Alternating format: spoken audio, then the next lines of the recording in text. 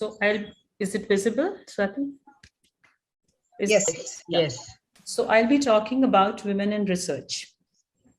So first question, whenever we talk about research is, why is research important? Is it really needed? Because many of us tend to be clinicians and we tend to ignore whenever it comes to research, because we tend to think it is not for us. So these are the reasons that I have given for why research is important. There is a need to analyze your data. It is a tool for building knowledge and mastering a topic. You need to upgrade knowledge and skills. It is a career option, definitely. And it improves the patient care. So you can be what is called a clinician scientist, which means that you can be a clinician, and along with that, you can be a researcher. Now, whenever we talk about women in research specifically, women are known to have the qualities of being creative and perseverant. And these are two things which are required whenever we are into research. And along with this, in research, there's an opportunity for flexible timings and a better work-life balance, which in certain phases of life, women are looking for. So it is important that more and more women should come into research. And we feel that there is an untapped pool of large number of women ophthalmologists which is there, which can be into research, and though there is just a handful of institutes which are into research. Now, this is what I was talking about. Because I was trying to look into why there are less women in research. Just Dr. Madhvi, you had asked a similar question. So I found quite a few of such articles which talked about representation of women with industry ties in ophthalmology. And it was found that women are in a minority for professional industry relationships. This article has studied the female representation for payments of research, consulting, honoraria for industry grants, royalties, etc. And as you can see, the percentages are very, very low when we compare it to men, whether it is for research, it is for consulting, it is for industry grants, it's for royalties and licenses. So definitely the industry ties of women need to be improved. Then another similar article which has talked about representation of women in ophthalmology receiving private industry funding from 2015 to 2018. And they have again studied the female representation for payments of research, consulting, honoraria, industry grants, and royalties. And they have found that women are grossly underrepresented. This is a study on US ophthalmologists.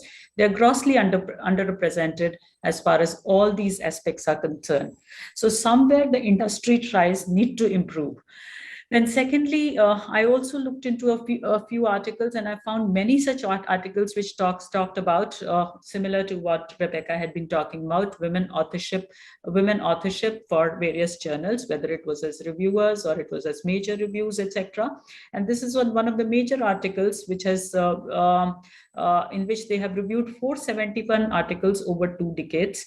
And they have found that if they compare 1999 to 2009 to 2019, women as first authors, definitely, and women as last authors, definitely the percentages are increasing. However, the disparity is still existing. The gender disparity is still existing. And so the need of our today is that we have to get over our challenges as women ophthalmologists and get into research, because women can be on the forefront of research, and they can take research to another level. Now, some of the challenges probably are lesser opportunities and less awareness of opportunities rather than less opportunities, which is what I would like to say. Less availability of mentors for research. We are poor in our industry ties, and we tend to think that research is something which needs time, and we are already short of time. So let us look at what opportunities can be available and what opportunities are actually available. First of all, I would start by saying that WOW is an opportunity. We have already started some collaborative surveys, and we are identifying research mentors and role models, and there are several of them. And we would be building connections and networking and connections for networking, so that women can get more and more into research, because it is very important to have mentors for research. Unless and until you have mentors, it's very difficult to get into the world of research. I looked into several other opportunities. That's why I said that it's not that there are no opportunities. It is just that we are not aware of those opportunities many times. If you look at ARBO, they have this Women in Eye and Vision Research Weaver, which supports women in research. There are webinars with relevant topics related to research. There are grants for women researchers. There are senior research mentors available there. And there is a lot of opportunity for networking. If you look at Women in Vision UK, our very dear Dr. Maria Musaji is the founder member. Now you find that they are open for collaborations. There are research mentors there, and there are invites to attend research meetings. If you look at WIO USA, then you find that they run this very interesting WIO clinical trials training program. And and it is very, again, important to know how a clinical trial runs, because only when you know how a clinical trial runs, then only you can be in a position to actually talk to the industry and get what you want.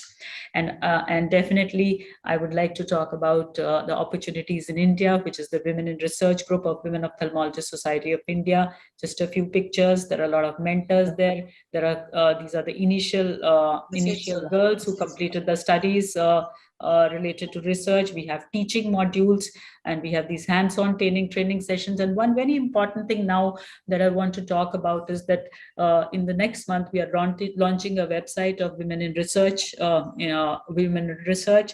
And this is a website which is being launched in collaboration with the Government of India. And very interesting thing about this is that Government of India has some special research programs and call for proposals and grants for women. And some of our girls have already started these projects.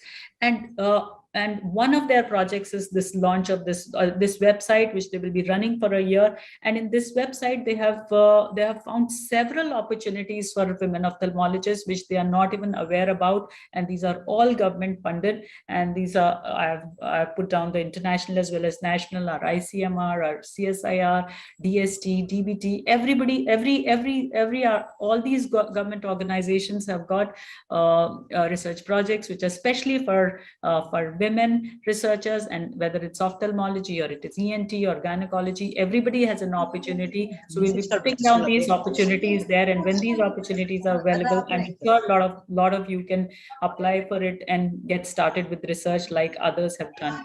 And of course, we have the Rare Eye Disease Group. This is the Red Group, which is already doing work on rare eye diseases, in which, again, this is an opportunity to get involved in. So, so just to sum up, these are the 7 steps of how to incorporate research. I call it the power of 7. Number 1, start thinking that you are meant to do something which is out of ordinary. Number 2, be willing to give time. Number 3, start thinking, improve your knowledge, and think of ideas. Number 4, form groups, collate your ideas, have good software with retrievable data. Number 5, have access to statisticians. Number 6, improve your industry ties. And number 7, learn how to write and publish a paper. So finally, whatever your mind conceives, your body can achieve. So research is possible, research is for all, and women ophthalmologists should definitely do it, because this is a give back to the nation, to the society, and to the patients. Thank you.